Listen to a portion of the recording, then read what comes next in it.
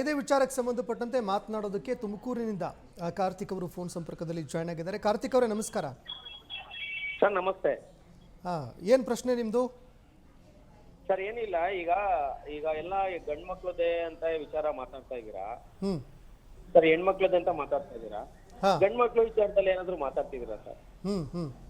ಈಗ ಏನು ಅಂತಂದ್ರೆ ವಿಚಾರ, ಈಗ ಅವ್ರು ಹೇಳಿದ್ರು ಅದ್ ಮಾಡಿದ್ರು, ಹೊಡೆದ್ರು, ಕೇಳಿದ್ರು, ಮಾಡಿದ್ರು, ಅದೇನಾದ್ರು ಪ್ರಶ್ನೆ ಮಾಡಿದಿರಾ ಸರ್? ಈಗ ಪೊಲೀಸ್ನವ್ರು ಆಗಿರ್ಬೋದು, ಮತ್ತೆ ಕೋರ್ಟ್ ಆಗಿರ್ಬೋದು, ತನಿಖೆ ಮಾಡಿ ಅಂತ ಎಲ್ಲೂ ಕೊಟ್ಟೇ ಇಲ್ಲ. ಹೌದಾ? ಆಮೇಲೆ ಈಗ ಇದಕ್ಕಿಂತ ಮುಂಚೆ ನಾನೊಂದು ಶೋ ನೋಡಿದೆ. ಕಾರ್ತಿಕ್ ಅವರೇ, ನಿಮಗೆ ಅಪ್ಪ ಅಮ್ಮ ಇದ್ದಾರಾ? ಹೌದು ಸರ್. ಇಲ್ಲಿ ಬರೀ ಮಹಿಳೆಯರ ಬಗ್ಗೆ ಮಾತ್ರ ಮಾತಾಡ್ತಾ ಇಲ್ಲ. ಒಂದ್ ನಿಮಿಷ ಕೇಳಿ ಕಾರ್ತಿಕ್ ಅವರೇ, ಒಂದ್ ನಿಮಿಷ ಕೇಳಿ. ಇಲ್ಲಿ ಯಾವ ಅಯೋಗ್ಯ ಮಕ್ಕಳು ಹೆತ್ತವರನ್ನ ಬೀದಿಗೆ ಬಿಡ್ತಾ ಇದ್ದಾರೋ, ಜೊತೆಗೆ ಯಾವ ಅಯೋಗ್ಯ ಮಕ್ಕಳು ಹೆತ್ತವರನ್ನ ಸಾಕಕ್ಕಾಗಲ್ಲ ಅಂತ ಬೀದಿಗೆ ಬಿಡ್ತಾ ಇದ್ದಾರೋ ಅಂತಹ ವಿಚಾರಕ್ಕೆ ಸಂಬಂಧಪಟ್ಟಂತೆ ಕೂಡ ಕೋರ್ಟ್ ತೀರ್ಪು ಕೊಟ್ಟಿದೆ. ಅದಕ್ಕೂ ಕೂಡ ಸಂಬಂಧಪಟ್ಟಂತೆ ಮಾತನಾಡ್ತಾ ಇದ್ದೀವಿ. ಜೊತೆಗೆ ನೋಡಿ, ಒಂದ್ ನಿಮಿಷ ಕೇಳಿ. ಗಂಡನಿಂದ ಹೆಂಡತಿಯ ಕೊಲೆಗಳು ಆಗಿದ್ದಾವೆ, ಹೆಂಡತಿಯಿಂದ ಗಂಡನ ಕೊಲೆಗಳು ಆಗಿದ್ದಾವೆ. ಇದರ ಸಂಬಂಧಪಟ್ಟಂತೆ ಸುದ್ದಿ ಮಾಡುವ ಒಂದ್ ನಿಮಿಷ ಕೇಳಿ. ಅದ್ರ ಬಗ್ಗೆ ಸುದ್ದಿ ಮಾಡ್ಬೇಕಾದ್ರೆ ಗಂಡನ ಬಗ್ಗೆ ಯಾಕೆ ಸುದ್ದಿ ಮಾಡ್ತಾ ಇದ್ದೀರಾ, ಬರೀ ಹೆಂಡತಿ ಬಗ್ಗೆ ಯಾಕೆ ಸುದ್ದಿ ಮಾಡ್ತಾ ಇದ್ದೀರಾ ಅಂತ ಹೇಳಕ್ಕಾಗಲ್ಲ. ಇದೇನು ವಿಚಾರ ಇದೆಯಲ್ಲ, ಇದು ಸಾಮಾಜಿಕ ಪಿಡುಗು. ಜೊತೆಗೆ ನಿಮ್ಮ ನೋವು ಕೂಡ ನನಗೆ ಅರ್ಥ ಆಗತ್ತೆ. ಇಲ್ಲಿ ಕೇಳಿ, ಕೋರ್ಟಲ್ಲಿ ಗಂಡಸರ ಪರವಾಗಿ ಬಂದಿರುವಂತಹ ಕೆಲವು ತೀರ್ಪುಗಳು, ಅಂದ್ರೆ ಜಾಸ್ತಿ ಜೀವನಾಂಶ ಕೇಳಿರೋದಕ್ಕೂ ಕೂಡ ಕೋರ್ಟ್ ಚಾಟಿ ಬೀಸಿದ್ದಿದೆ. ಅದ್ರ ವಿಚಾರದ ಬಗ್ಗೆಯೂ ಕೂಡ ನಾವು ಮಾತನಾಡ್ತೀವಿ. ಒಂದ್ ನಿಮಿಷ ಕೇಳಿ, ಅದ್ರ ಬಗ್ಗೆನೂ ಮಾತನಾಡ್ತೀವಿ. ನಿಮ್ಮದೇನಾದ್ರೂ ಸಮಸ್ಯೆಗಳು ಇದ್ರೆ ಅದ್ರ ಬಗ್ಗೆ ತಾವು ಮಾತನಾಡಬಹುದು. ಈಗ ಹೌದು ಸರ್, ಸಮಸ್ಯೆನ ಆಲ್ರೆಡಿ ನಾನು ಕ್ಲಿಯರ್ ಮಾಡ್ಕೊಂಡಿದ್ದೀನಿ. ನನಗೆ ಮೋಸ ಆಗಿದೆ ಸರ್. ಅದ್ರ ಬಗ್ಗೆ ಹೇಳಿ. ಅದ್ರ ಬಗ್ಗೆ ಹೇಳ್ತೀನಿ ಸರ್. ನಾನು ಮದುವೆ ಆಗಿ ನನ್ನ ಜೀವನದಲ್ಲಿ ಆಕೆ ನನ್ನ ಜೊತೆ ಸಂಸಾರ ಮಾಡಿದೆ 2 ದಿವಸ. 2 ದಿವಸ ಬೇಡ ಅಂದ್ರೆ 6 ದಿವಸ ನನ್ನ ಜೊತೆ ಸಂಸಾರ ಮಾಡಿದ್ದಾರೆ ಆಕೆ. ಸರಿನಾ? ಅವರಿಂದ ನಮ್ಮ ತಂದೆನೂ ಕೂಡ ಕಳ್ಕೊಂಡಿದೀವಿ. ಅವ್ರನ್ನ ಮುಂಚೆನೆ, ಮದ್ವೆಗಿನ್ನ ಮುಂಚೆನೆ ನಾನು ನನ್ನ ಮನೆಯಲ್ಲಿ ನನ್ನ ಹೆಂಡತಿ ಇರ್ಬೇಕು, ನನ್ನ ಹೆಂಡತಿಗೆ ಏನ್ ಬೇಕು ನಾನು ಸಹಕಾರ ಕೊಡ್ತೀನಿ, ಅವಳನ್ನ ನಾನು ಚೆನ್ನಾಗಿ ನೋಡ್ಕೊಂತೀನಿ ಅಂತ ಹೇಳಿ ಎಲ್ಲ ಮುಂಚೆನೆ ಮಾತಾಡಿದೀವಿ. ನಾವು ಬೇರೆ ಮನೆ ಮಾಡಲ್ಲ ಅಂತಾನು ಹೇಳಿದೀವಿ. ಅದಾದ ನಂತರನು ಕೂಡ, ಆ ಮದ್ವೆ ಆದ ನಂತರನೇ ಇವರೆಲ್ಲ ಮಾತಾಡ್ಕೊಂಡು, ಅವ್ರ ಮನೆಯಲ್ಲೆಲ್ಲ ಮಾತಾಡ್ಕೊಂಡು ಚೇಂಜಸ್ ಆಗಿ ನೀವು ನಮ್ಮನೆಗ್ ಬಂದು ಜೀವನ ಮಾಡ್ಬೇಕು, ಹಂಗಾರೆ ನಮ್ ತಂದೆ ತಾಯಿನ ಬಿಟ್ಟು ಬರ್ಬೇಕಾ ಸರ್? ಈಗ ನೀವು ಆಲ್ರೆಡಿ ಮುಂಚೆ ಹೇಳಿದ್ರಿ,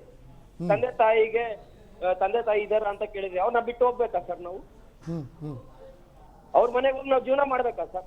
ತಂದೆ ತಾಯಿನ ಬಿಟ್ಟು ಅವ್ರನ್ನ ಹೋಗಿ ಸಾಕೋಬೇಕಾ ನಾವು? ಈಗ ಮೇಡಮ್, ಕಾರ್ತಿಕ್ ಅವರು ಏನು ಸಮಸ್ಯೆ ನನಗೂ ಕೂಡ ಅರ್ಥ ಆಯಿತು. ನೋಡಿ, ಇತ್ತೀಚೆಗೆ ಈ ಕಾನೂನಿನ ಲೂಪ್ ಹೋಲ್ಸ್ ಏನಿದೆ, ಅದರ ಫಾಯ್ದೆಯನ್ನು ಕೂಡ ಕೆಲವೊಬ್ಬರು ತಗೊಂಡು ಸಮಸ್ಯೆಗೂ ಕೂಡ ಈಡು ಮಾಡ್ತಾ ಇರುವಂಥದ್ದಿದೆ. ನಾನು ಹೈಕೋರ್ಟಲ್ಲಿ ಒಂದು ಸುಪ್ರೀಂ ಕೋರ್ಟ್ನ ಒಂದು ತೀರ್ಪು ನೋಡ್ತಾ ಇದ್ದೆ. ನಾನು ಅತಿ ಹೆಚ್ಚು ಜೀವನಾಂಶವನ್ನು ಕೇಳಿದ್ರು, ಅಂದರೆ ಲಕ್ಷ ಕೇಳಿದ್ದಕ್ಕೆ ಅಂತ ಕೋರ್ಟ್ ಚಾಟಿ ಬೀಸಿದ್ದು ಕೂಡ ಇದೆ. ಹೀಗಾಗಿ ಮೇಂಟೆನೆನ್ಸ್ ವಿಚಾರಕ್ಕೆ ಸಂಬಂಧಪಟ್ಟಂತೆ, ಜೊತೆಗೆ ಇವ್ರು ಕೇಳಿರೋ ಪ್ರಶ್ನೆಗೆ ಅವ್ರು ಯಾವ ರೀತಿ ಹೋಗ್ಬೋದು ಮೇಡಮ್? 6 ದಿನ ಮಾತ್ರ. ಏನು ಕಾರ್ತಿಕ್ ಅವರು ಕೇಳಿರೋ ಪ್ರಶ್ನೆ ಇದೆಯಲ್ಲ ಸರ್, ತುಂಬಾ ರೆಲೆವೆಂಟ್ ಅದು. ಕೇವಲ 2 ದಿನ ಜೀವನ ಮಾಡಿದಾಳೆ, ನಾನು ಹೇಗೆ ಮೇಂಟೆನೆನ್ಸ್ ಕೊಡ್ಲಿ ಅಂತ ಕೋರ್ಟ್ ಮುಂದೆ ಅದನ್ನ ಇವ್ರು ಡೆಮಾನ್ಸ್ಟ್ರೇಟ್ ಮಾಡಬೇಕು. ಕೇವಲ ತಮ್ಮ ಒಂದು ಏನು ಅಗ್ರೆಸಿವ್ ನುಡಿಗಳನ್ನ ಇವಾಗ ಹೇಳೋದಕ್ಕಿಂತ ಕೊಟ್ಟಿರೋ ಮಾಹಿತಿ ಅವ್ರ ವಕೀಲರಿಗೆ ಕೊಟ್ರೆ, ಅವ್ರ ವಕೀಲರ ಕೋರ್ಟ್ ಮುಂದೆ ಹೇಳ್ತಾರೆ.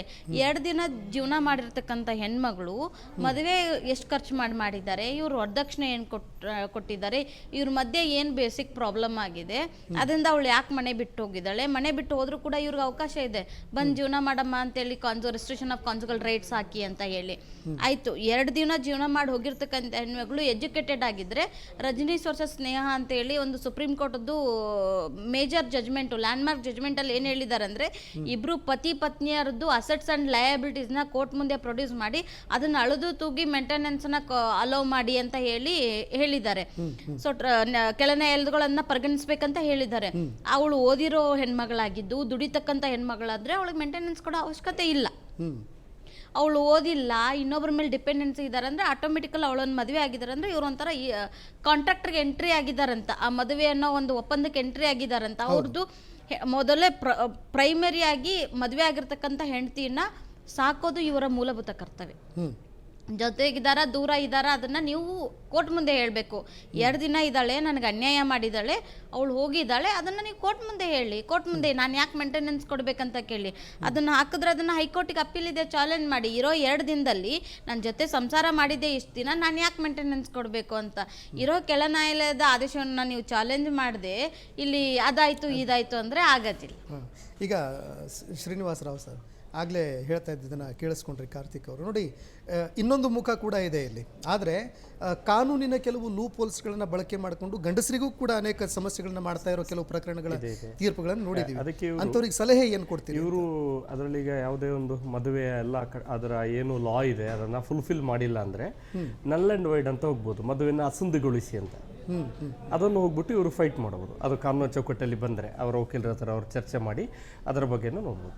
ಮದುವೆಯನ್ನೇ ಅಸಿಂದುಗೊಳಿಸಿ ಅದು ತುಂಬಾ ಇದ್ರ ಗ್ರೌಂಡ್ಸ್ ಇದೆ ಸರ್, ಅದೆಲ್ಲ ತುಂಬಾ ಸ್ಟ್ರಿಕ್ಟ್ ಗ್ರೌಂಡ್ಸ್ ಇದೆ. ನಲ್ ಆ್ಯಂಡ್ ವೈಡ್ ಹೋಗ್ಬೇಕು ಅಂತಂದ್ರೆ ಏನು ಅವ್ರದ್ದು ನಪುಂಸಕತ್ವ ಪ್ರೂವ್ ಮಾಡಬೇಕು, ಇಲ್ಲ ಬಿಲೋ 18 ಇಯರ್ಸ್ ಮದುವೆ ಆಗಬೇಕು, ಈ ಥರ ಸುಮಾರು 3 and 4 ತುಂಬ ಸ್ಟ್ರಿಕ್ಟ್ ಕಂಡೀಷನ್ಸ್ ಇದೆ.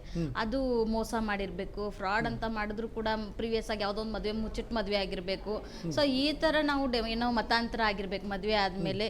ಈ ಥರ ಪರ್ಟಿಕ್ಯುಲರ್ ಗ್ರೌಂಡ್ಸ್ ಮೇಲೆ ಮಾತ್ರ ನಲ್ ಆ್ಯಂಡ್ ವೈಡ್ ಹೋಗ್ಬೋದು. ಮದುವೆ ಕಾನೂನು ಪ್ರಕಾರ ಆಗಿ ಸಂಪ್ರದಾಯಬದ್ಧವಾಗಿ ಜೀವನ ಮಾಡಿಬಿಟ್ಟು ನಾವು ನಲ್ ಆ್ಯಂಡ್ ವೈಡ್ ಅಂತ ಹೋಗಿ ಅಂದರೆ ಯಾವ ನ್ಯಾಯಾಲಯಗಳು ಎಕ್ಸೆಪ್ಟ್ ಮಾಡೋದಿಲ್ಲ. ಈಗ ಪ್ರೇಮಾಮೂರ್ತಿ ಮೇಡಮ್, ನಾನು ಆಗಲೇ ಮೇಡಮ್ ಅವರು ಆಗಲೇ ಚರ್ಚೆ ಮಾಡ್ತಾ ಇದ್ವಾಗ ನೋಡ್ತಾ ಇದ್ವಿ.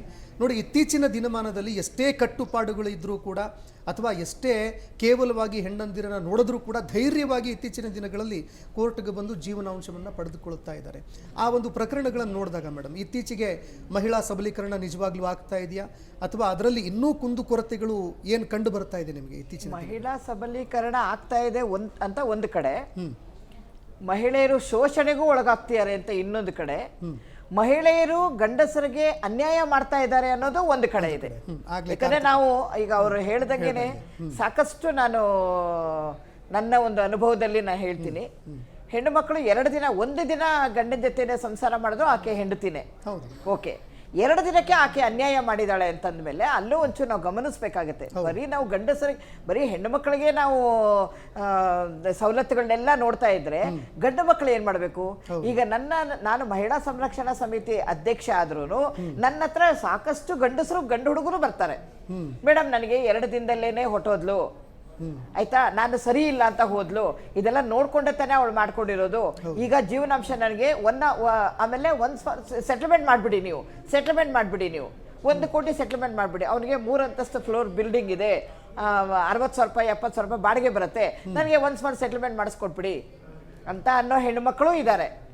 ಆ ಥರ ಇಲ್ಲ ಅಂತ ಅನ್ನೋ ಹೆಣ್ಣುಮಕ್ಳಿಲ್ಲ. ಆದರೆ 100 ಭಾಗದಲ್ಲಿ ಒಂದು 20% ಆ ಥರ ಹೆಣ್ಣುಮಕ್ಳು ಇರ್ಬೋದು.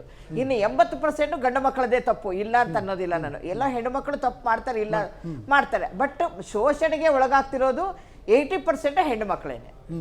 ಅಂದ್ರೆ ನೋಡಿ, ಇವಾಗ ಮೇಡಮ್ ಹೇಳಿದ್ರು, ಸುವರ್ಣ ಅನ್ನೋರು ಫೋನ್ ಮಾಡಿದ್ರು, ಆಕೆಗೆ ಡೊಮೆಸ್ಟಿಕ್ ವೈಲೆನ್ಸ್ ಅಂದ್ರೆ ಏನು ಅಂತ ಗೊತ್ತಿರಲ್ಲ. ಹೌದು ಅಲ್ವಾ? ಕೋರ್ಟಿಗೆ ಹೋಗಿ ಅದು ಓದಕ್ಕೆ, ಮೇಡಮ್ ಇದೇನು ಅಂತ ಓದಕ್ಕೂ ಅವ್ರಿಗೆ ಗೊತ್ತಿರಲ್ಲ. ನಾವು ವಕೀಲರಾದವ್ರು ಏನ್ ಮಾಡ್ಬೇಕು, ಆಕೆಗೆ ಅವರು ವಕೀಲರನ್ನ ಹೋಗಿದ್ದು ಸರಿಯಾದ ವಕೀಲರ ಹತ್ರ ಹೋಗ್ಬೇಕು. ನಾನು ಎಲ್ಲಾ ವಕೀಲರನ್ನ ನಾನು ದೂಷಣೆ ಮಾಡೋದಿಲ್ಲ. ಕೆಲವೊಂದು ವಕೀಲರನ್ನ ಏನ್ ಮಾಡ್ತೇವೆ, ಈಗ ನಾವು ಡಿವೋರ್ಸ್ಗೆ ನಾವು ಅಪ್ಲೈ ಮಾಡಿಸ್ಬಿಟ್ಟು ವಕಾಲತಿ ಸೈನ್ ಹಾಕಿ ಅಡ್ವೊಕೇಟ್ ಹತ್ರ ಕಳಿಸ್ಕೊಡ್ತೀವಿ ನಾವು. 1 ವರ್ಷ ಹಿಯರಿಂಗಿಗೆ ಮುಗಿಯುತ್ತೆ. 1 ವರ್ಷ ಡೇಟ್ ಕೊಡೋದ್ರೆಲ್ಲ ಮುಗಿಸ್ಬಿಡ್ತಾರೆ ಅವರು. 1 ವರ್ಷ ಡೇಟ್ ಕೊಟ್ಟಾದ್ಮೇಲೆ ಒಂದು ಮೀಡಿಯೇಷನ್ ರೆಫರ್ ಮಾಡ್ತಾರೆ. ಈ ಮೀಡಿಯೇಷನ್ ರೆಫರ್ ಮಾಡೋದ್ರೊಳಗಡೆ ಆ ಅಡ್ವೊಕೇಟು ಆ ಹುಡುಗನ ಅಡ್ವೊಕೇಟ್ ಜೊತೆ ಮಿಂಗಲ್ ಆಗಿರ್ತಾರೆ. ಸಾಕಷ್ಟು ಅನುಭವಗಳು ನನಗಾಗಿದೆ. ನಾನು ಯಾವುದನ್ನು ನಾನು ಸಾಕ್ಷಿ ಇಲ್ಲದೆ ಮಾತಾಡೋದಿಲ್ಲ. ಆ ಹುಡುಗಿ ಬಂದು ನನ್ನ ಹತ್ರ ಹೇಳ್ತಾಳೆ, ಮೇಡಮ್ ಈಗ ನಮ್ಮ ಅಡ್ವೊಕೇಟು ಅವ್ರ ಅಡ್ವೊಕೇಟು ಇಬ್ರು ಕೆಳಗಡೆ ಕೂತ್ಕೊಂಡು ಮಾತಾಡ್ತಾ ಇದ್ರು, ನನಗೆ ಎಲ್ಲಿ ಅನ್ಯಾಯ ಆಗುತ್ತೋ ಅಂತ ಭಯ ಆಗುತ್ತೆ, ನಾನು ಅಡ್ವೊಕೇಟ್ನ ಚೇಂಜ್ ಮಾಡ್ತೀನಿ. ನೀವು ಮಾಡ್ಬೋದಮ್ಮ, ನಿನಗೆ ಗ್ರೌಂಡ್ಸ್ ಇದೆ, ನೀನು ಅಡ್ವೊಕೇಟ್ನ ಚೇಂಜ್ ಮಾಡಿ, ನಿನಗೆ ನಂಬಿಕೆ ಇಲ್ಲ ಅಂತಾರೆ, ವಕೀಲರನ್ನ ಚೇಂಜ್ ಮಾಡ್ಬೋದು. ಆ 2ನೇ ವಕೀಲರನ್ನ 3ನೇ ವಕೀಲರನ್ನ ಚೇಂಜ್ ಮಾಡ್ಕೊಂಡು ಹೋಗ್ತಾ ಇರೋದ್ರೊಳಗಡೆ ಅವಳಿಗೆ 5 ವರ್ಷ ಆಗೋಗ್ಬಿಡುತ್ತೆ. ಮತ್ತೆ ಹಳ್ಳಿಗಾಡು ಈಗ ಇಲ್ಲಿ ಏನು ಓದಿದ್ದಾರೆ, ವಿದ್ಯಾವಂತರಾಗಿದ್ದಾರೆ, ಅವ್ರಿಗೆ ಏನು ಅಂತ ಗೊತ್ತಿದೆ. ಅಕಸ್ಮಾತ್ ಗೂಗಲಲ್ಲಿ ತೆಗೆದು ನೋಡ್ತಾರೆ. ಇವತ್ತು ಗೂಗಲ್ನಲ್ಲಿ 498A ಅಂದ್ರೆ ಏನು, 1 and 2 ಅಂದ್ರೆ ಏನು, 2 and 3 ಅಂದ್ರೆ ಏನು, ಎಲ್ಲ ಪ್ರತಿಯೊಂದು ಒಂದು ಗೂಗಲಲ್ಲಿ ಬಂದ್ಬಿಡುತ್ತೆ. ವಿದ್ಯಾವಂತರು ತೆಗಿತಾರೆ. ಹಳ್ಳಿಗಾಡಿನ ಹೆಣ್ಣು ಮಕ್ಕಳು ಏನು ಓದಿರ್ತಾರೆ, ಅವ್ರಿಗೆ ಏನ್ ಗೊತ್ತಿರುತ್ತೆ, ಏನಮ್ಮ ಕೊಡಿಸ್ಬಿಡಿ, ನನ್ಗೆ ಗಂಡ ಸರಿ ಇಲ್ಲ, ಗಂಡ ಕುಡಿತಾನೆ ಹೊಡಿತಾನೆ, ನನಗೆ ಏನು ಬೇಡ, ಏನೋ ಒಂದಷ್ಟು ಕೊಡಿಸ್ಬಿಡಿ, ನಾನು ನನ್ನ ಮಕ್ಕಳು ಜೀವನ ಮಾಡ್ತೀವಿ ಅನ್ನೋ ಮಟ್ಟಕ್ಕೆ ಬಂದಿದ್ದಾರೆ ಇವತ್ತು.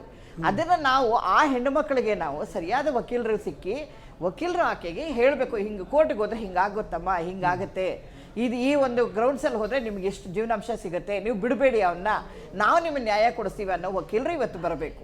ನಾನು ಎಲ್ಲ ವಕೀಲರನ್ನು ನಾನು ಬೆಟ್ಟು ಮಾಡಿ ಇಲ್ಲ ತೋರಿಸ್ತೀನಿ. ಆ ರೀತಿ ಆಗಿದಾವ ಮೇಡಮ್, ನನಗೂ ಕೂಡ ತುಂಬಾ ಸಾಕಷ್ಟು ಆಗಿದೆ ಸರ್. ನಾನು ತಗೊಂಡಿರೋ ಕೇಸುಗಳಲ್ಲಿ ಬೇಕಾದಷ್ಟು ಆಗಿದೆ ಸರ್, ಬೇಕಾದಷ್ಟಾಗಿದೆ. ಈ ಮ್ಯೂಚುವಲ್ ಡಿವೋರ್ಸ್ ಅಂತೀವಿ. ಮ್ಯೂಚುವಲ್ ಡಿವೋರ್ಸ್ 1.5 ತಿಂಗಳಲ್ಲಿ ಮ್ಯೂಚುವಲ್ ಡಿವೋರ್ಸ್ ಆಗುತ್ತೆ. ನಾನು ಒಂದು ಹೆಣ್ಣು ಮಗುಗೆ 1.5 ತಿಂಗಳಲ್ಲೇ ನಾನು ಮ್ಯೂಚುವಲ್ ಡಿವೋರ್ಸ್ ಒಂದು ಅಡ್ವೊಕೇಟ್ ಮೂಲಕ ಕೊಡಿಸ್ತೀನಿ. 3 ದಿನದಲ್ಲಿ ಆಗುತ್ತೆ, ಆಯ್ತಾ. 1.5 ತಿಂಗಳಲ್ಲಿ ಆಗುತ್ತೆ ಅಂತಂದಾಗ ಈಗ ನಮ್ಮ ಗ್ರೌಂಡ್ಸ್ ಏನು, ಅವನಿಗೆ ತುಂಬಾ ಕೋಟ್ಯಾಧೀಶ್ವರ, ಅವನು ಸಾಫ್ಟ್ವೇರ್ ಇಂಜಿನಿಯರು, ತುಂಬಾ ಕೋಟ್ಯಾಧೀಶ್ವರ. ಅವನು ಈ ಹುಡುಗಿ ಏನು ಒಂದಷ್ಟು ಕೊಡ್ಲಿ, ನನಗೆ ಬೇಡ, ಅವನು ಸರಿ ಇಲ್ಲ, ಅವನು ಆ ಕಂಪನಿನಲ್ಲಿ ಇನ್ನೊಬ್ಬಳನ್ನ ಇಟ್ಕೊಂಡು ಇವಳ ಎದುರುಗಡೆನೆ ಇಬ್ರು ಒಂದೇ ಕಂಪನಿ, ಆ ಕಂಪನಿನಲ್ಲಿ ಇವಳ ಎದುರುಗಡೆನೆ ಇನ್ನೊಬ್ಬಳನ್ನ ಮೂವ್ ಮಾಡ್ತಿರೋದನ್ನ ನೋಡಿದಾಳೆ ಅವಳು.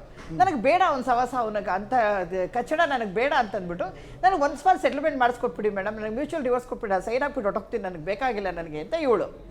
ಅವನೇನ್ ಮಾಡ್ತಾನೆ, ಈ ಅಡ್ವೊಕೇಟ್ ನಾನಂದ್ರೆ ಒಂದೇ ಅಡ್ವೊಕೇಟ್ ಸಾಕಮ್ಮ, ಮ್ಯೂಚುವಲ್ ಡಿವೋರ್ಸ್ಗೆ ಒಬ್ಬರೇ ಸಾಕು, ಎರಡೂ ಕಡೆಯಿಂದ ಸೈನ್ ಹಾಕ್ಸೋಡು ಇಬ್ರು ಸಾಕು.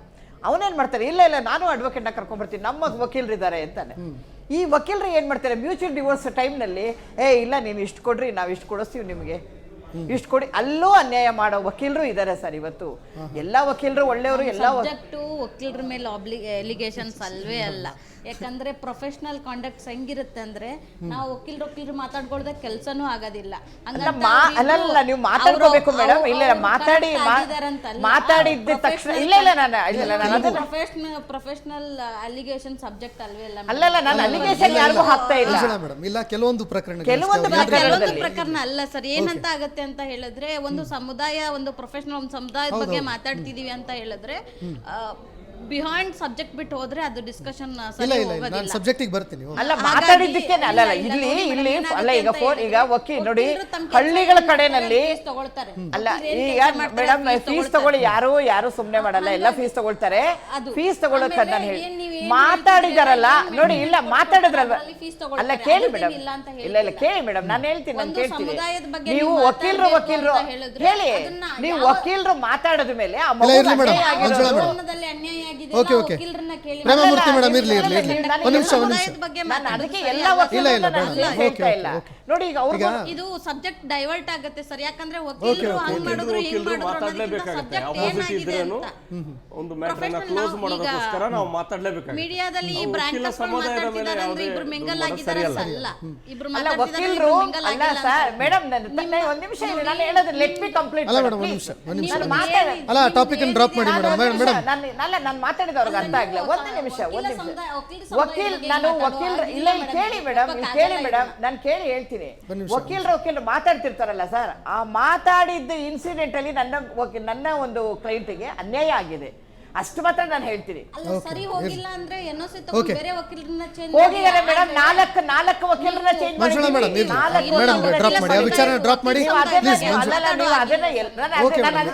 ಯಾರು ವಕೀಲ ಸಮುದಾಯದ ಬಗ್ಗೆ ಯಾರು ನಾನು ಕ್ವೆಶ್ಚನ್ ಮಾರ್ಕ್ ಹಾಕಿರೋದು ಪರ್ಸನಲ್ ಒಂದು ಕೇಸ್ ಬಗ್ಗೆ ಹೇಳ್ತಾ ಇದ್ದಾರೆ. ಪರ್ಸನಲ್ ಆಗಿ ಬಂದಿರೋ ಕೇಸ್ಗಳು ಸಬ್ಜೆಕ್ಟ್ ಹೇಳಿ. ಓಕೆ ಸಬ್ಜೆಕ್ಟ್ ಬಗ್ಗೆ ಮಾತಾಡೋಣ. ಸಬ್ಜೆಕ್ಟ್